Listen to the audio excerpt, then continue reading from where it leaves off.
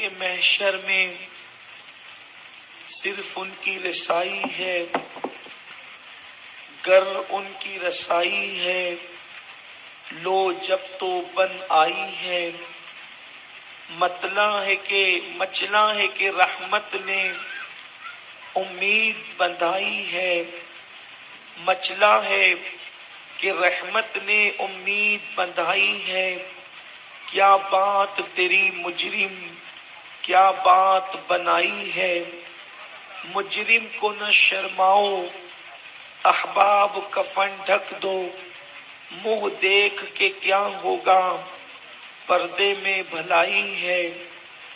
اے عشق تیرے صدقے جلنے سے چھٹے سستے، جو آگ بجھا دے گی وہ آگ لگائی ہے۔ سبحان اللہ، سبحان اور مطلع میں یہ شک کیا تھا، واللہ رضا واللہ صرف ان کی رسائی ہے، بے شک صرف ان کی رسائی ہے۔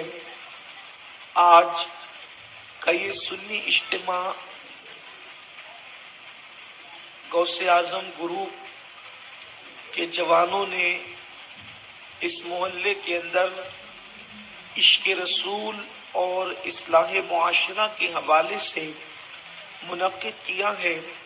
اللہ تبارک و تعالی ان جوانوں کو اور جملہ حاضرین کو اور انتظام کرنے والوں کو اپنی شان کے مطابق بہتر صلہ اور بہتر جزا عطا فرمائے۔ میرے پیارے آقا صلی اللہ تعالی علیہ وآلہ وسلم کے پیارے دیوانوں،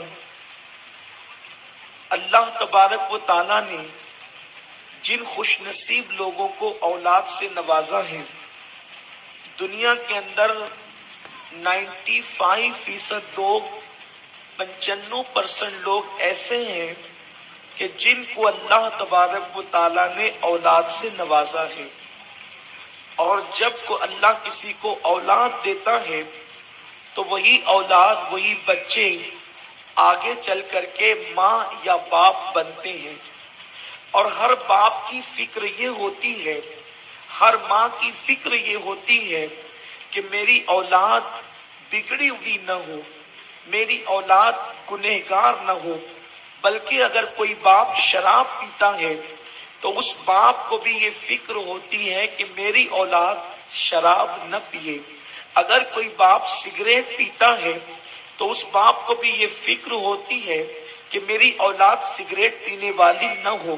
میرے پیارے آقا صلی اللہ علیہ وسلم کے پیارے دیوانوں، تو پتہ چلا کہ ہر ماں باپ اپنی اولاد کے حوالے سے فکر مند ہوتے ہیں کہ ہماری اولاد گناہوں کی طرف نہ جائے، ہماری اولاد برائیوں کی طرف نہ جائے، ہماری اولاد بے حیائیوں کی طرف نہ جائے۔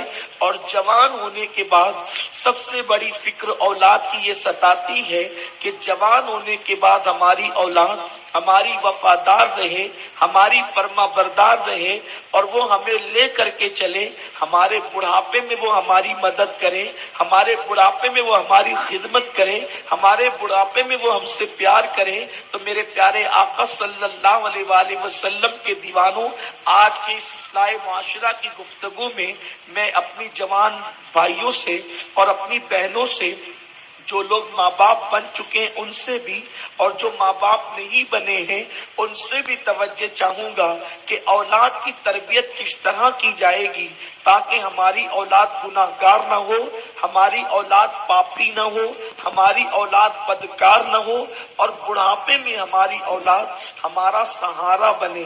میرے آقا صلی اللہ علیہ وسلم کے دیوانوں، لیکن بات اتنی ہے کہ اولاد کی تربیت کیسے ہو؟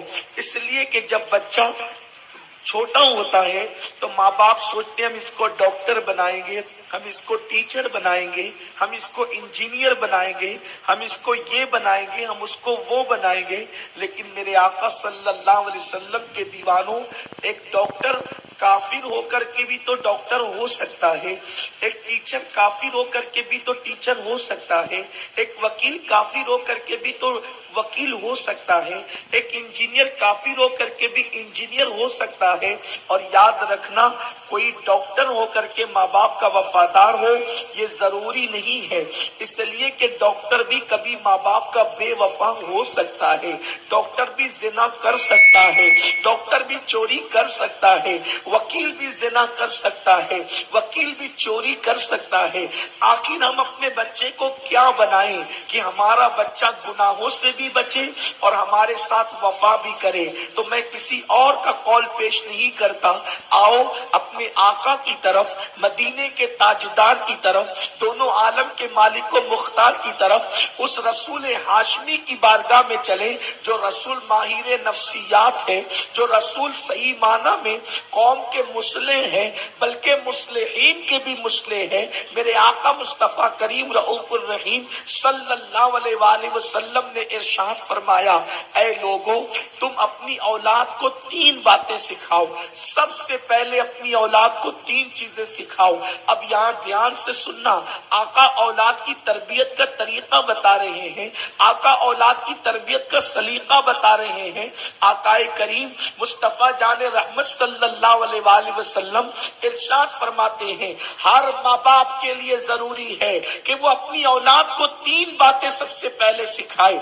ABCD से पहले, अलीफ बा ता से पहले, अनार का ओ बटन का बो से पहले, यानी हर चीज से पहले, अम्मी के नाम से पहले, अब्बू के नाम से पहले, दादी के नाम से पहले, अपने नसब से पहले, अपने हसब से पहले, अपने मोहल्ले से पहले, अपने मोहल्ले के नाम से पहले, अपने खानदान की वजाहत से पहले, सबसे पहले अपनी औलाद को 3 बातें सिखाओ।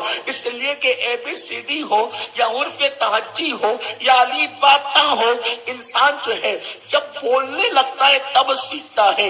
लेकिन हुजूर अलैहिस्सलातु व तस्लीम ने बोलने से भी पहले जो चीजें सीखने की थी, हुजूर अलैहिस्सलाम फरमाते हैं कि सबसे पहले 3 बातें तुम अपनी औलाद को सिखाओ। पहले नंबर पर मेरे आका फरमाते हैं, तुम अपने नबी की मोहब्बत अपने औलाद को सिखाओ, अपने आका की मोहब्बत अपनी औलाद को सिखाओ। यानी पहले नंबर पर मुसलमान का बच्चा अगर कोई चीज सीखेगा तो वो इश्क रसूल सीखेगा, वो मोहब्बत रसूल सीखेगा, वो ताज़ीम रसूल सीखेगा। अब आइए मेरे आका सल्लल्लाहु अलैहि वसल्लम के दीवानों, मोहब्बत रसूल फर्ज है, और याद रखना ये सारे फराइज से बड़ा फर्ज है, इससे बड़ा फर्ज कोई नहीं है। हर फर्ज एक मकाम पर आकर कहीं न कहीं छोड़ा जा सकता है, हर फर्ज कहीं न कहीं तर्क किया जा सकता है, लेकिन ये ऐसा फर्ज है ये कहीं तर्क नहीं किया जा सकता। मिसाल के तौर पर नमाज आ गई, नमाज सामने है और जान की हिफाजत भी है, यानी कि मिसाल के तौर पर आपने नमाज शुरू की, ये नमाज क्या है? अहमुल इबादत है, ये सारी इबादतों में सबसे अजीम इबादत है, सबसे अहम इबादत है।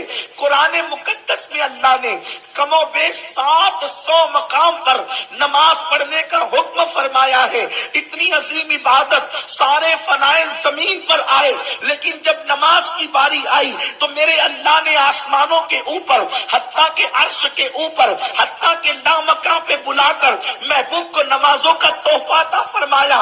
लेकिन कुर्बान जाए, जिस नमाज का हुक्म 700 मकाम पर दिया जाता है, जिस नमाज को मोमिनों की मेराज कहा जाता है, जिस नमाज के छोड़ने पे हुजूर फरमाते हैं मन तरक सलात मुतअम्मिदन फक़द कफर, कि जिसने नमाज को जानबूझ के, वो नमाज जो जन्नत की कुंजी है, वो नमाज जो जन्नत की चाबी है, वो नमाज जो अल्लाह के कुर्ब का जरिया है, वो नमाज जो मोमिन की मेराज है, वो नमाज जो इंसान को इतना बुलंद करती है कि नमाज के बाद जब कोई दुआ करता है उसकी दुआ रद्द नहीं की जाती। वो नमाज, जब इंसान नमाज में खड़ा होता है तो फरिश्ते उसकी जियारत को आते हैं। जब इंसान नमाज में खड़ा होता है उसके सर पे नूर का चेहरा, नूर का सेहरा सजाया जाता है। जब वो नमाज में खड़ा होता है उसके सामने रब की तजल्लियात होती है। लेकिन ये नमाज फर्ज है, फर्ज फर्ज फर्ज। لیکن کوئی نماز شروع کیا، نماز شروع کرنے کے بعد کیا دیکھا کہ ایک انڈا جو ہے وہ جا رہا تھا کنویں میں گرنے کے لیے۔ نمازی کو پتا چلا اگر نماز توڑ کر کے اس انڈے کو نہیں بچاؤں گا تو اس کی جان چلی جائے گی۔ یا اللہ اکبر، سانپ سامنے آ گیا، سانپ ڈس لے گا، میری جان چلی جائے گی۔ تو اسلام کہتا ہے اب نماز کو توڑ دے اور اس کی جان بچا لے اور اپنی جان بچا لے۔ پتا چلا جب جان کا معاملہ آیا، جب جان کا معاملہ آیا تو پھر نماز جیسا فرض بھی ظاہری طور پر ترک کر دیا گیا، چھوڑ دیا گیا۔ اسی طریقے سے روزہ فرض ہے، انسان سفر میں ہے، رمضان شریف کا مہینہ ہے، سفر میں روزہ چھوڑنے کی اجازت ہے۔ میرے آقا علیہ السلام کے دیوانوں، بندہ زکات دینے کے قابل ہے لیکن ایسے حالات آ گئے کہ چلو وہ خود بھی سفر میں ہے تو بھی اس کے لیے جو ہے زکات کے معاملات ڈیلے ہو سکتے ہیں۔ یعنی جتنے بھی فرائض ہیں سارے فرائض ڈیلے ہو سکتے ہیں، ہر ایک کے معاملے میں کمپرمائز کیا جا سکتا ہے، ہر ایک کو چھوڑا جا سکتا ہے، ہر ایک کو کہیں نہ کہیں مقام پہ ترک کیا جا سکتا ہے۔ جیسے شرابی کو لے لیجئے، مرنے والا مر رہا ہے، پینے کے لیے پانی نہیں ہے، ایسے موقع پر اگر وہ ایک گھونٹ اتنا پی لے گا اس کا حلق تر ہو جائے گا اور اس کی جان بچ جائے گی تو اتنی دیر کے لیے اس کو رخصت دے دی جاتی ہے۔ یعنی ہر فرض کو کہیں نہ کہیں کسی نہ کسی مقام پر انسان مجبوری کی بنیاد پر یا کسی بنیاد پر، عذر کی بنیاد پر چھوڑ سکتا ہے۔ لیکن اللہ کی عزت کی قسم، عشق مصطفیٰ ایسا فرائض کا فرض ہے کہ اس کو کہیں چھوڑا نہیں جا سکتا۔ ادھر اس کو چھوڑا ادھر تیرا ایمان بھی چلا گیا۔ اسی لیے آپ دیکھیں ہر فرض کے ساتھ کمپرمائز ہو سکتا ہے لیکن عشق مصطفیٰ وہ فرض ہے کہ جس کے ساتھ کبھی کمپرمائز نہیں ہو سکتا۔ اسی لیے میرے آقا فرماتے ہیں الا لا ایمان لمن لا محبت لا، آگاہ ہو جاؤ عشق